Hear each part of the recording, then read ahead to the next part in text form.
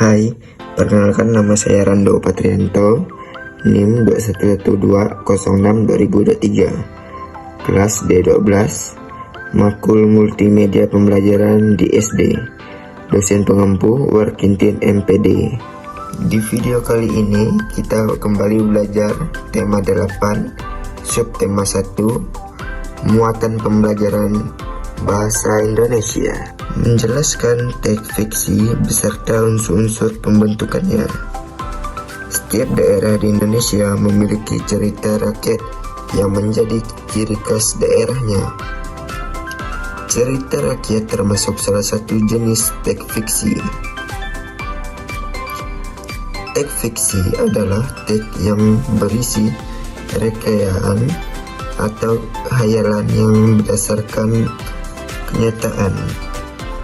Berikut adalah unsur-unsur dari teks fiksi, yaitu 1. Tema. Tema adalah dasar cerita atau suatu yang menjadikan pokok terbentuknya suatu cerita. 2. Tokoh adalah pelaku cerita atau suatu yang mengalami peristiwa di dalam suatu cerita. 3. Alur adalah rangkaian peristiwa atau kejadian yang terdapat dalam suatu cerita. 4. Latar adalah keterangan yang menjelaskan keadaan dalam suatu cerita. Latar dalam teks fiksi terbagi menjadi 3, yaitu latar tempat, latar waktu, dan latar suasana. 5. Amanat adalah pesan yang terkandung dalam suatu cerita.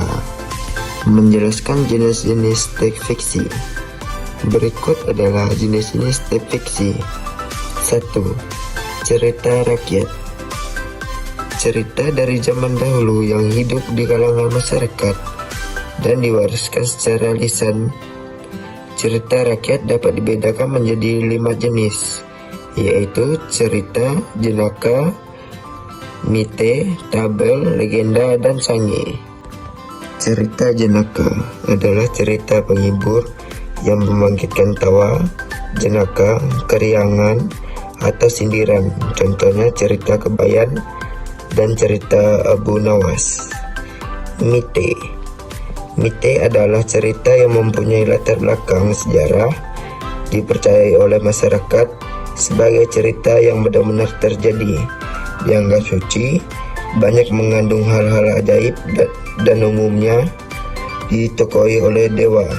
Contoh cerita yaitu tentang Nyai Roro Kidul dan kisah tentang Dwi Sri. Fabel adalah cerita yang menggambarkan watak manusia yang tokohnya diperankan oleh hewan, contohnya cerita Kancil dan Buaya, dan cerita lomba kelinci dan siput. Legenda adalah cerita rakyat pada zaman dahulu yang ada hubungannya dengan peristiwa sejarah. Contohnya cerita terjadinya rawa pening dan cerita asal-usul nama Bayuwangi. Sange adalah cerita rakyat yang bersifat legendaris tentang kepahlawanan atau pertualangan yang mengagumkan, contohnya cerita Tutur Tinur dan cerita Jaka Tingkir. Jenis teks fiksi berikutnya adalah cerpen. Cerpen pendek yang berisi cerita tokoh pada suatu kejadian. Selanjutnya novel. Cerita rangkaian yang berisi rangkaian peristiwa kehidupan seseorang beserta orang-orang yang berada di sekelilingnya. Menjelaskan amanat dalam teks fiksi. Amanat merupakan pesan yang terkandung dalam suatu cerita. Amanat dapat dipahami setelah kita membaca keseluruhan teks. Dalam teks terdapat tokoh-tokoh yang berperan di dalamnya. Tokoh-tokoh tersebut memiliki watak yang berbeda-beda. Ada tokoh yang berwatak positif, ada juga tokoh yang berwatak negatif. Contoh watak positif diantaranya penyayang, rendah hati, suka menolong, dan jujur. Sementara itu contoh watak negatif yaitu sombong, kikir, dan pembohong. Ayo simak cuplikan teks fiksi berikut.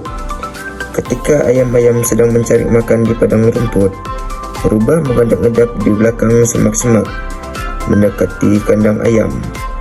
Dalam sekejap, rubah mencari telur-telur ayam yang ada di kandang tersebut. Rubah segera berlari menjauh ke tengah hutan. Ketika ayam-ayam selesai makan dan kembali ke kandang, alangkah terkejutnya mereka mendapati seluruh telur hilang. Mereka menangis sambil berkeliling di sekitar kandang, berharap menemukan telur-telurnya. Pelaku cerita atau tokoh dalam cerita tersebut adalah rubah dan ayam. Tokoh rubah berwatak negatif atau tidak baik, yaitu rubah mencuri telur-telur ayam secara sembunyi-sembunyi. Amanat dalam cerita tersebut adalah janganlah kamu mengambil barang milik orang lain tanpa izin. Menjelaskan tokoh utama dalam teks fiksi. Tokoh merupakan salah satu hal penting dalam suatu teks fiksi. Dalam sebuah teks fiksi bisa terdapat satu tokoh, bisa juga beberapa tokoh. Setiap tokoh memiliki peran atau fungsinya masing-masing dalam suatu cerita. Beberapa peran atau fungsinya dalam cerita. Tokoh dibedakan menjadi tokoh utama dan tokoh tambahan. Tokoh utama disebut juga sebagai tokoh sentral. Tokoh utama merupakan tokoh yang menjadi pelaku utama atau tokoh yang mengalami semua peristiwa dalam cerita. Tokoh utama biasanya akan muncul mulai dari awal cerita, tengah cerita, hingga akhir cerita. Tokoh utama dapat berwatak positif atau baik dan juga dapat berwatak negatif atau tidak baik. Menentukan karakter tokoh protagonis dan antagonis dalam teks fiksi. Setiap tokoh utama yang terdapat pada teks fiksi biasanya memiliki sifat, yaitu sifat baik atau positif dan sifat tidak baik atau negatif. Tokoh yang memiliki sifat baik disebut tokoh protagonis. Tokoh yang memiliki sifat tidak baik disebut tokoh antagonis. Mengidentifikasi tokoh-tokoh dalam teks fiksi. Dalam sebuah teks fiksi pasti terdapat tokoh-tokoh yang berperan di dalamnya. Ada yang berperan sebagai tokoh utama, ada pula yang berperan sebagai tokoh tambahan. Tokoh utama adalah tokoh yang menjadi pelaku utama dan tokoh yang mengalami semua peristiwa dalam cerita.